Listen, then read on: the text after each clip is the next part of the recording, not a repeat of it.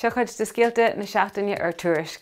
Seachtain inar taobh Donald Trump ina uachtarán ar Stáit Aontaithe Mheiriceá den dara thuair. Bua starúil a bhí ag Donald Trump. An duine is sinne riamh a taobh han na huachtaránachta is Stáit Aontaithe Mheiriceá, agus an chéad duine riamh a ceantaíodh a gur sa chuairt a taobh han na hoifige. Tá neart Annalise agus scéalta agén fan dóigh ar éirí le Donald Trump an ceannas fearr eilear Kamala Harris chomh maith le tuairisc ón ar neireaseoir Alex Hyman ó Denver, Colorado, mas mína céalhain se an tórdú.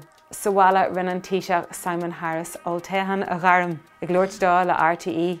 Dúirt Harris gur ansé go mbeadh an bille airgeadais rite an an toltéhan a gharm le cinsú nach mbeadh sé ag creagú ar gharsa daoine go dtí go mbeadh na cuirtithe canach sa dlí.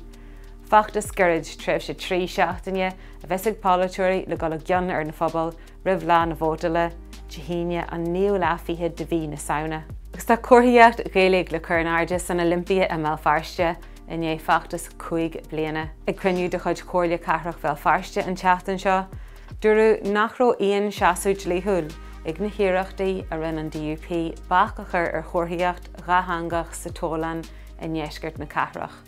Agus tá físean den dá hemanar ceann faoi heithí na man géalaige agus ceann faoi hasú an Aontais Orbaí maididir le cursaí cogaíochta agus siochanna a reachtal tuairisc ag an iireachtas am léana ar fáil ar an saoil. Tá na scéalta sin a lig agus chiiliú ar tuairisc.